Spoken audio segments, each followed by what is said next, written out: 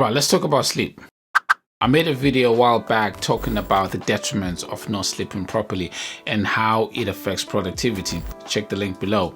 I like to think I'm a fairly good sleeper, and I rarely feel tired even though we have a 1-year-old that wakes us up several times in the night.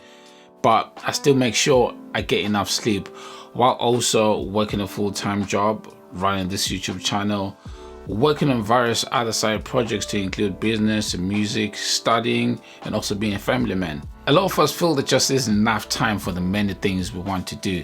Many times I too have considered reducing my sleep hours to give more time for my projects, but that would be counterproductive, so I don't do that. These are the ways I make sure I get good quality sleep all the time. Well, most of the time. And I'll also share tools and apps that can help you get better sleep. Let's start with the obvious things to avoid in order to get good sleep, but that may not be too obvious at the same time. Avoid caffeinated beverages and alcohol after 12 p.m. Simple. There's this myth I've heard plenty of times that alcohol helps you sleep better. Completely not true. In fact, it does the opposite because it reduces your sleep quality. I won't get into detail with that, but all I can say is ask this guy right here, Dr. Matthew Walker. He's a sleep expert. Read his book. As for coffee, the caffeine in there has a half-life of about 3 to 5 hours. Half-life is the time it takes your body to get rid of half the amount of the caffeine. So if you drink coffee at midday, you'll still have about 25% of that caffeine in your bloodstream after 8 hours. So it takes a while to wear off. If you drink lots of coffee and you've been wondering why you depend on it so much to keep you awake during the day, maybe it's because you're not giving your body enough time to get rid of the caffeine, which then affects your sleep at night. The one thing I struggle with when it comes to sleeping is falling asleep. Most nights, my wife is fast asleep within seconds, while I'm still staring into the darkness with my eyes closed. Because of that, I always try and give myself a bit of extra time in my sleep schedule for falling asleep. So for waking up at 4:30 a.m., I have to be in bed by 9 p.m. to get my full 7 hours of sleep. I found the reason I struggle a lot of the time to fall asleep is because of the endless thoughts in my head. But I found a very simple solution for helping me fall asleep quicker. More on that later. Because of my endless thoughts in my head that keep me up, I also like to plan my following day before I get into bed to avoid having to think about it while I'm lying there. And I set aside my clothes for the next day, place my laptop, a Kindle, my notepad, and everything else I'll need in the morning together so I can get straight to work when I wake up. And I make my porridge the night before as well, so my breakfast is ready. 2 apps I want to share for improving sleep are Sleep Cycle and Pizziz. I hope I said that right. Sleep Cycle is an alarm, but a really smart alarm. While you're sleeping, it monitors your sleep cycles throughout the night.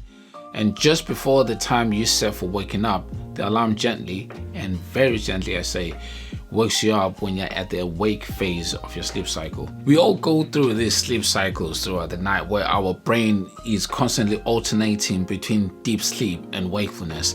Each sleep cycle is about 90 minutes, and if you wake up right at the end of that sleep cycle, you're less likely to feel sleep inertia, that grogginess you feel when you've just woken up. Because the app monitors your sleep, it also shows you when you're awake, and it gives you a sleep quality score as a percentage. And if you use an Apple Watch like I do, or any other compatible device, it shows your heart rate as well. Pretty cool, right? Let's move on to Pizziz. This one is great for helping you fall asleep if you struggle with that, but especially useful for napping during the day, which is what I use it for mainly. It's a bit like a guided meditation app with an alarm. So the app plays this soothing music, and you also get to choose a voice that helps you relax. But like I said, it's really amazing for taking naps during the day. On days I don't feel rested, I will usually take a nap for about 20 minutes using the app, and trust me, it feels so amazing after the nap. I also play soothing music or a podcast to help me fall asleep if I'm struggling with that. There's quite a few podcasts I would recommend, and if you want to know what podcasts I use, leave a comment down below. Obviously, when it's time to sleep, you don't want to be disturbed, right? So I schedule my phone to turn on Do Not Disturb from 8 p.m. because that's when I begin to wind down for sleep. But I take it further sometimes when I have to sleep super early at 7 or 8 p.m. by getting my phone to automatically decline phone calls, but also send a text message to whoever called me, letting them know that I'm sleeping. That's pretty useful because sometimes when I'm sleeping super earlier than usual, I don't want mom thinking that I'm being rude. So this is how I do this little hack on my phone. I've only tried an iPhone, by the way, and I'm not sure if Android phones have the same feature. I use the do not disturb while driving feature, which is of course designed to be used while you're driving, but I've created a custom message that goes out when I turn on the feature, letting know whoever called me that I'm sleeping. The way I make sure I always wake up early at the planned time is first of all by making sure that I sleep early. I also put my phone right across the room, that way I actually have to get out of bed to turn off the alarm. I also use a gentle alarm sound that doesn't scare me to death or piss me off when I'm waking up or want me to smash my phone. Instead, I use an alarm sound that's very gentle, caresses my ears and wakes me up with a smile. And because I sleep with an Apple Watch, when it's time to wake up, it gently taps me on the wrist saying, it's time to wake up.